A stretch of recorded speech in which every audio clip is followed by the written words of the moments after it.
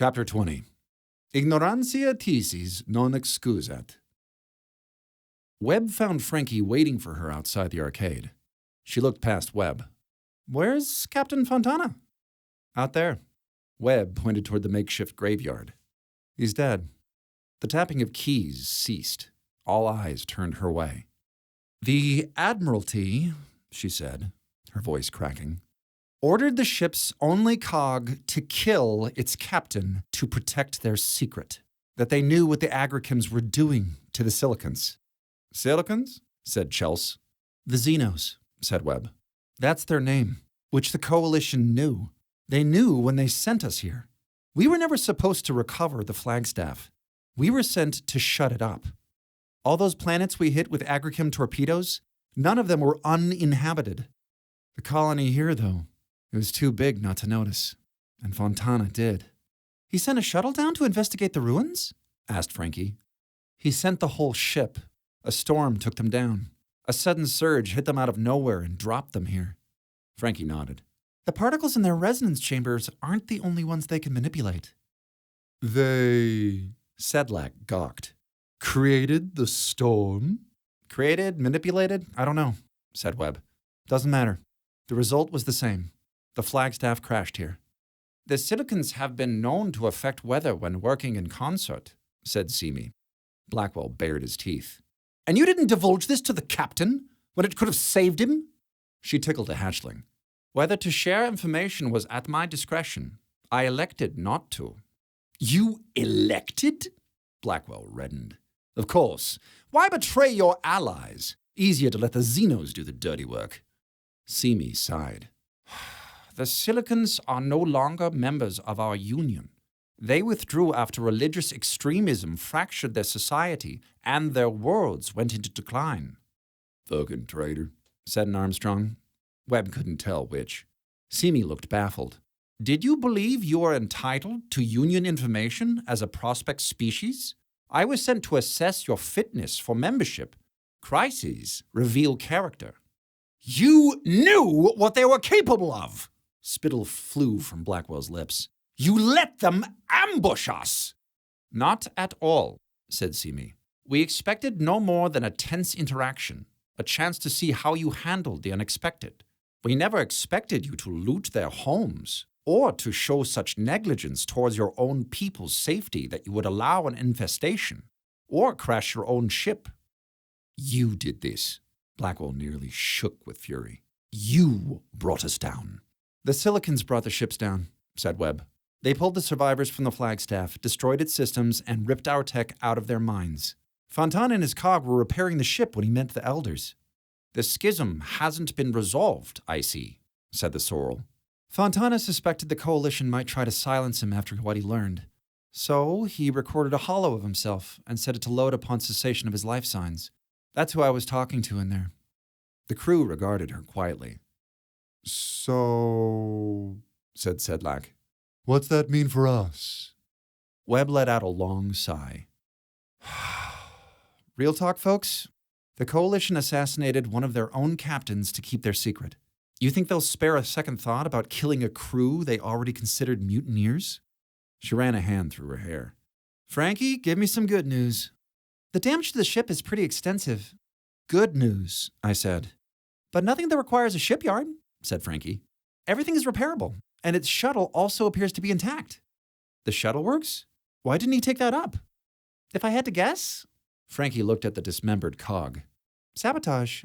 "Is the shuttle spaceworthy?" "Seems to be now." "How about the ship?" "She's so banged up we should rename her the Half-Mast. But she's still solid," said Frankie. "If we can limp her into orbit, we should be able to complete repairs there, well before any Coalition ships arrive. Which means time enough to dock with the shuttle and track her in the meat locker." Webb turned to Chels. "There's a nurse up there who's going to be pretty pleased to see you." "Damn straight." Chels jabbed a stem into her thigh. "I'm sexy as hell." A ping from the comms. "Webb." It was 8. "We're in the cargo bay. What did you find?" "There are some racks of agropods left. Looks like the rest fell out of the back during the crash." That would explain the random pattern of the grain fields. "No extinguisher harnesses, though." "Secure the hold and make space," Webb told her. "We've got a sardine can full of wounded waiting in orbit. We'll need room for 6 biobeds. Copy. The comm fell silent. Simi chirped a trill into a handheld device. I've told my transport to expect refugees. We will assess your asylum claims once we're safely in Union space. Beyond the reach of justice, you mean? Said Blackwell. If the Union grants us asylum, we'll be in a better position to negotiate a return, said Webb. One with assurances of safety. She didn't believe it even as she said it. By their expressions, neither did the crew. I'm not going to force anyone to come with us, said Webb. Anyone who wants to jump ship can wait in orbit to be rescued. But don't forget what they've already done to protect a secret that all of us know. There's room on this boat for anyone who wants to take a chance at asylum. She turned to the Armstrongs. Except for you. The Armstrongs scoffed. Then they saw her expression, and the smirks fell from their faces. You can wait for rescue at the Liberator's lifeboats, Webb told them. Her lip curled when she turned to Blackwell. Not you, though. You're coming with us. He threw his head back. Like hell I am. You'll receive a fair trial for every death you caused. This is bullshit, said Jacobs. So much for the tolerant left. Frankie actually snorted. Tolerance isn't an absolute, you jackass. It's not a weakness you can exploit or a magic cheat code. It is a treaty, an agreement that allows us to function in a complex society. And like any treaty, if you violate its terms, you are no longer protected by its provisions, you smug, smirking shit biscuits. Now, get the fuck off our ship. Webb raised an eyebrow. Dang, Frank. Sorry, it's tough being serene all the time. You're leaving us to die, said Blackwell. Like you left the soldiers? Said Frankie. Twice, added Chels. Webb turned to the soldiers. Escort the Armstrongs to the Flagstaff shuttle, if you would. The soldiers led the Armstrongs away. Blackwell had gone white as a sheet. I'll promote you all, he called after them. All of you. You'll be officers with all privileges. You'll each have a personal arcade with obedient sprites based on whoever you want. Webb leaned in toward Frankie. They'll be okay? Not that I care. It's a short-range shuttle, said Frankie. It doesn't have FTL or weapons. Good. She straightened. Don't want them trying anything stupid. I don't want to alarm anyone, said Chelsea tactical. Scratch that, I do. We've got movement. Webb darted over. Show us. Chels zoomed in on the far side of the chamber, where collapsing stones revealed a new tunnel. Out flowed a stream of silicons, followed by the burnt Xeno, which seemed to be lugging something. It looked toward the viewer.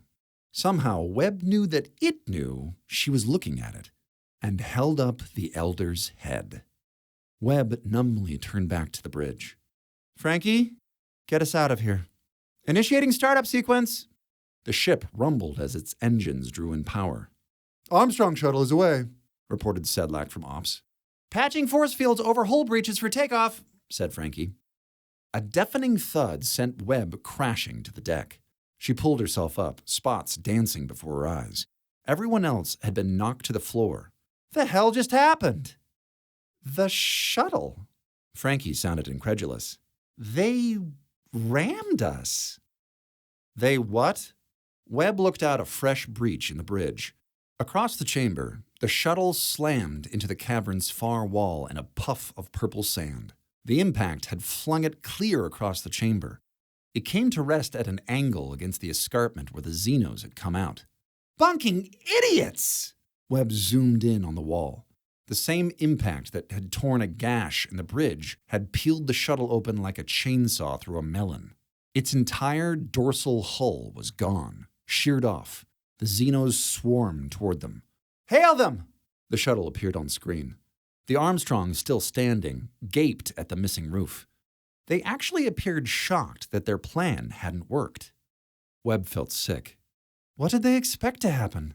That was like throwing an egg at an anvil. Captain! Jacob sounded like a lost child. Captain Blackwell! The red shirts on the bridge could only watch as the wave of Xenos washed over the Armstrongs. Bilsom fell, chopped down from behind. Loomis's head bounced off the screen. The screams drowned out the chitters. Blackwell looked away. Captain! Jacobs was crying now. We need a miracle! Captain! Blackwell switched off the comms. The view screen switched back to a wider view of the cavern. The glittering stream of Xenos diverted out of the shuttle to flow towards the flagstaff. "Warning," said the ship. "Containment shields are down." "Impact took them offline," said Frankie. Webb could see Xenos through the rent now. "Get them back up and put him in the brig." Chelsea grabbed Blackwell's cuffs. He slammed his shoulder into her chest and rammed his fists into her stump. Chelsea went down in a ball of curses. Blackwell came up with a rifle. Time seemed to stop. With nightmarish slowness, Webb drew her sidearm. Blackwell turned and shot the ambassador.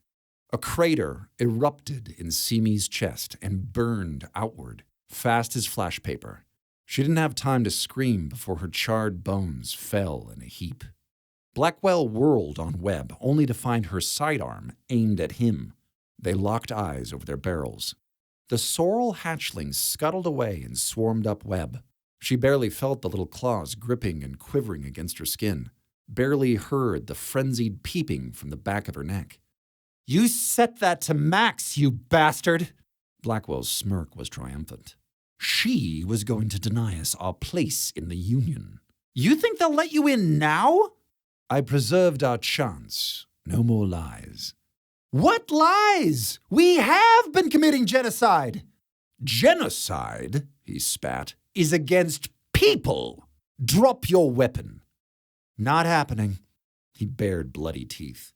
"Drop it, or your friends in orbit die. I sent the Admiralty a message that the shuttle is full of insurrectionists. Unless I rescind that order, which I can't do if I'm dead, the next ship to arrive will blow them out of the stars. Drop your weapon." "Rob?" muttered Chelsea, and Marwazi, and all of the wounded. Webb lowered her gun. "Kick it to me." She did. "We need to raise our shields." He pocketed the sidearm, trained his rifle towards the rest of the crew. "Get away from the duty stations." Nobody moved. He flushed crimson. "That's an order!" Frankie eyed her console. "The Xenos are coming!" "We need shields," said Webb. "Here's what's going to happen." Blackwell aimed at Frankie. "Still on max, see? What do you think it'll do to someone as slim as her? Webber, take the helm and get us into orbit. Everyone else against the wall." Frankie eyed her. "Webb?" Webb's pulse thundered. Her breath was shallow. "Do what he says." She slid behind the helm. "Back up."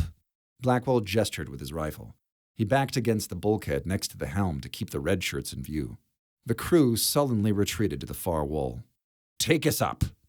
Webb brought up the bridge's schematic, overlaid its internal shield grid atop it. He grabbed her hair, yanking her head back. "I said, up." Her scalp screamed. "Engines still powering." "This is quite simple," he hissed in her ear. "I lead, you obey. Now do what you're told, or you all die." "Not all." She grinned through the pain. "Just you and me." She brought up the force field.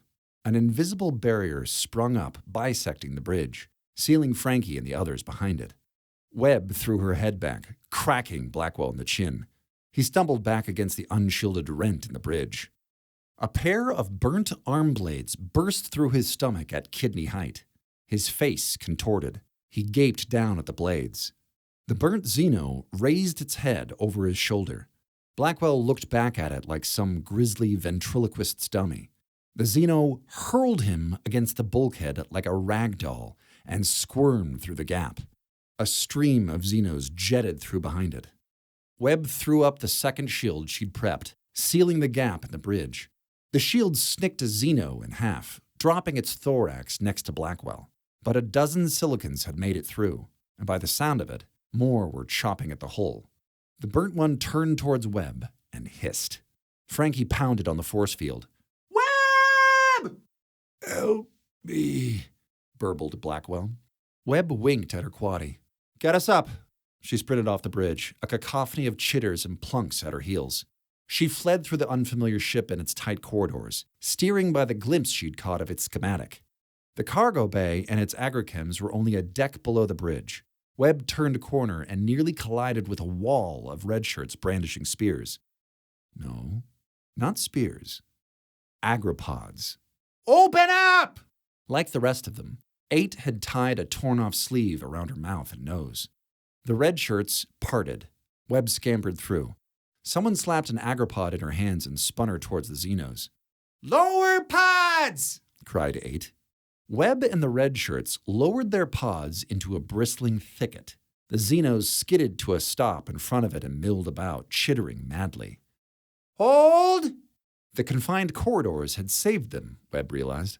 There wasn't room to outflank or leap over them. The only way at them was through the phalanx.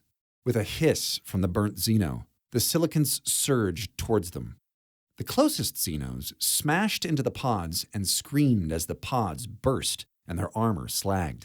Saffron smoke filled the hall. The Xenos skittered back. Rearm! Called 8. The redshirts who'd struck fell back, coughing. A second rank took their place with fresh pods. The phalanx lurched as the ship lifted off. We have control of the bridge, Frankie said over the comms. Security fields are up and holding. The Xenos on the hull are jumping off. Keep the ship steady, yelled Webb. And open the nearest Neos hatch. We're giving them an out. She tightened her grip on her agropod. Red shirts, 1 step forward. The phalanx advanced. The Xenos skittered back. A fierce grin split Webb's face. She could see it in the silicants' movement, and how they were ignoring the burnt Xenos' frenzied hisses and clicks. They were tired, demoralized. They're close to breaking. Airlock open, said Frankie. Take a right, then the left. Webb marched the phalanx forward, its agropods bristling like a barricade of thorns. The Xenos fell back towards the bridge, but bounced off the security field there. The burnt one chittered. The Xenos started burrowing at the floor. She had to keep them on this level. Charge! The redshirts went forward at a jog. The Xenos leapt away, caroming off each other in their rush to escape. The phalanx marched over the damaged floor plating and herded them towards the airlock. Frankie shouting directions over the comms as the increasingly distressed Xenos bounced off force fields, corralling them ahead of the wall of agropods. By the time the open airlock came into view, the silicants were in utter disarray. One threw itself at the phalanx and died in a slurry of chems. Webb stepped into the front line to replace a red shirt with a spent pod. The airlock was open, and she could see the escarpment passing by in a rush. They must be hundreds of feet from the chamber floor by now. Frankie! She had to yell to be heard over the rush of wind. Get us close to the wall! Static over the comms. Come again? Find a ledge or something. We're letting them off. The ship slowed its descent to hover near the plateau set in the wall. The moment it came into view, the silicants leapt for it. First one, then the mass of them, leaving the burnt one alone in the Neos. It hissed pure vitriol at Webb before it leapt to the ledge. Webb rushed forward and locked the Neos shut. The redshirts remained shoulder to shoulder. Wall of agropods lowered, their eyes on the Xenos. On the ledge, the silicons sagged or lay down. Chemical burns streaked their carapaces, and wisps of gases seeped from the cracks in their armor. They slumped against the rock. Not the burnt one, though. It was still chittering and flailing, hissing and spitting at its followers. They didn't respond. With a hiss, the burnt Xeno darted forward and slashed one. As one, the other silicons popped up and their arm blades popped out. They advanced on the burnt one, crowding it backwards towards the ledge. It hissed and spit and swiped at them. The others swarmed forward, pinned it to the ledge, hacked off its arm blades. Howling, the burnt zealot rose, cradling its damaged limbs. Looks like that one's not in charge anymore, said 8. The silicons pressed forward, blades out. The burnt Xeno leapt back at the ship, caught itself on the dome of the Neos and clung there.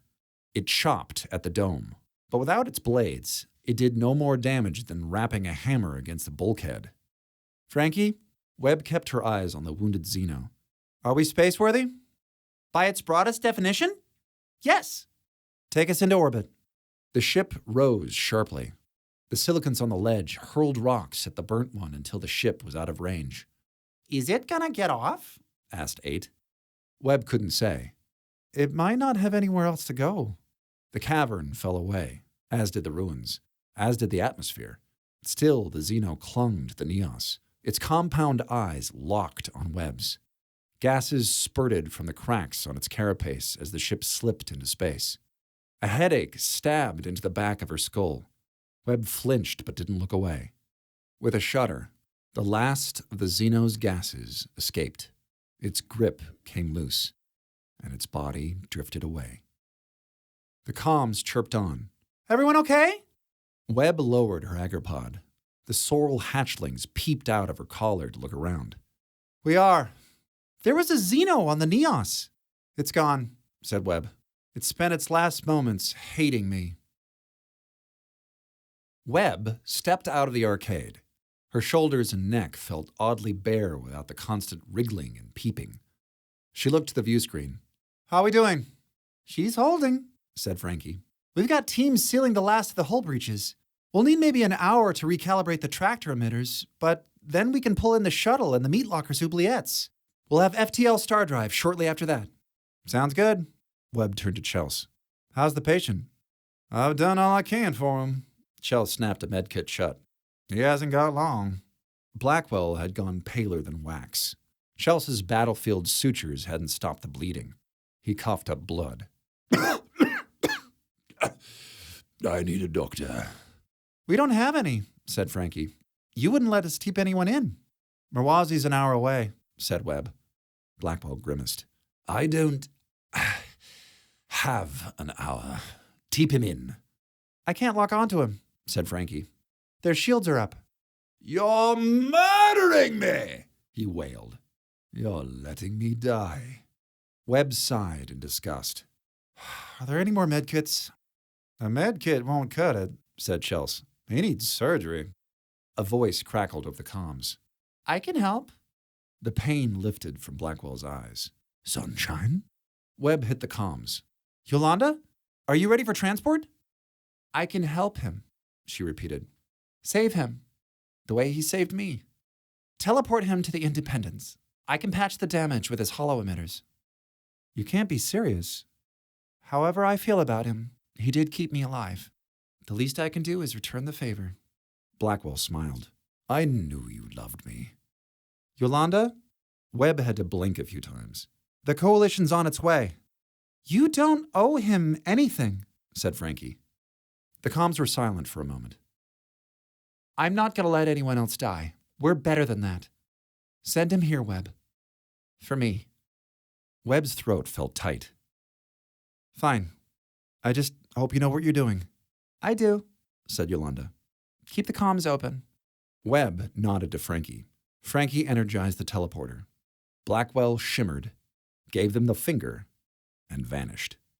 A proximity alarm beeped. 8 looked up from ops. Another ship has entered the sector. Coalition? No. 8 tapped some buttons. It's Sorrel. We're being hailed. Put them up, I guess. A figure with the bearing of an imperial peacock appeared on screen. Where is the ambassador? Webb's stomach nodded. She did not survive. I'm so very sorry. Its feathers quivered. How did she perish? She was murdered by a mutineer who tried to sabotage the ship. Its crest drooped. I see. Her hatchlings, is that the right term? They're fine. They're in our arcade. A lump swelled in her throat. With the hollow of their mother. Yes. The sorrel captain bobbed its head. We've already teleported them to our ship. Captain? Simi, your ambassador, she offered us asylum.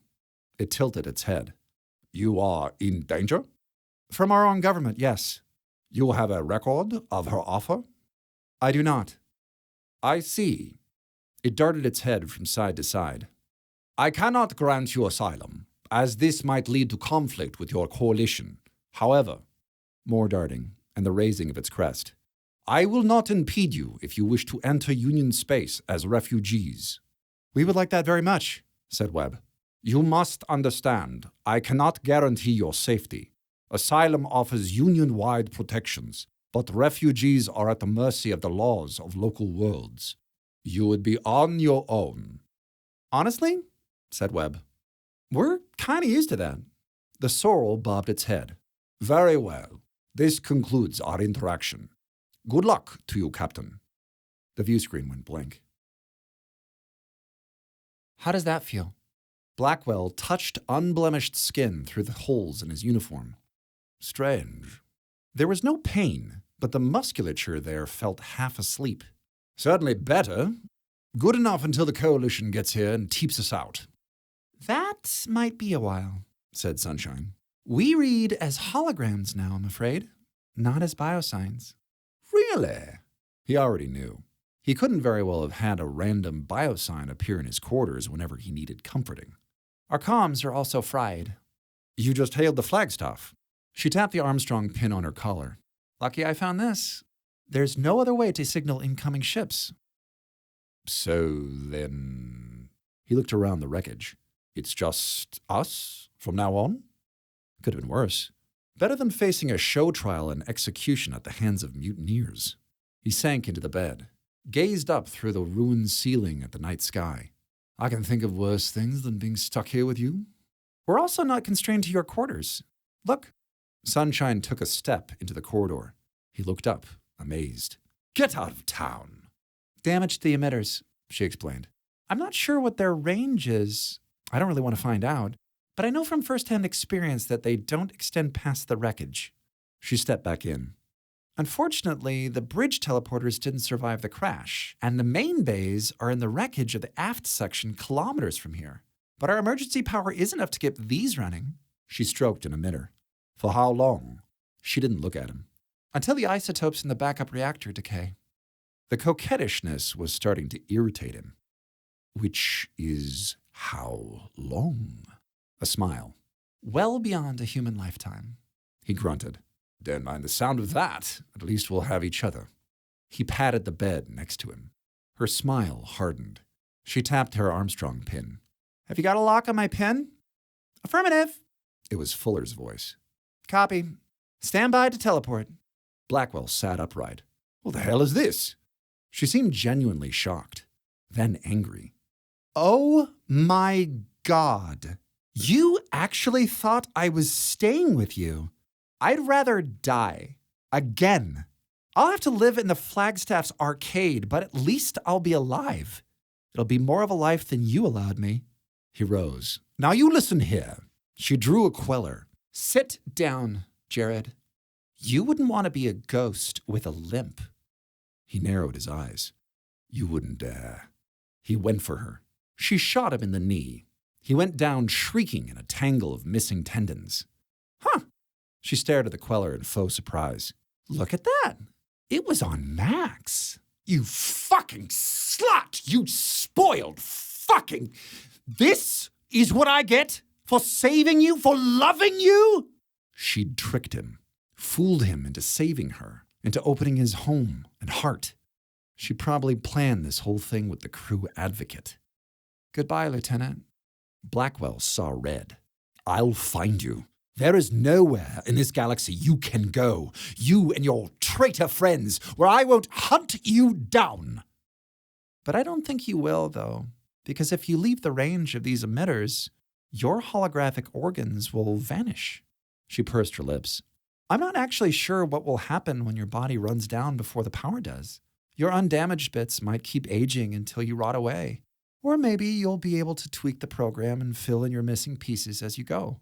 You know, like you did with me. So it's your choice. You can leave the wreck and die of severe internal hemorrhaging, which I'm okay with. Or you can stay here until the power runs out. In about 6,000 years. His roar came out a whimper. Sunshine, please. She tapped her pin. Get me the hell out of here. She shimmered, shot him in the other knee, and vanished.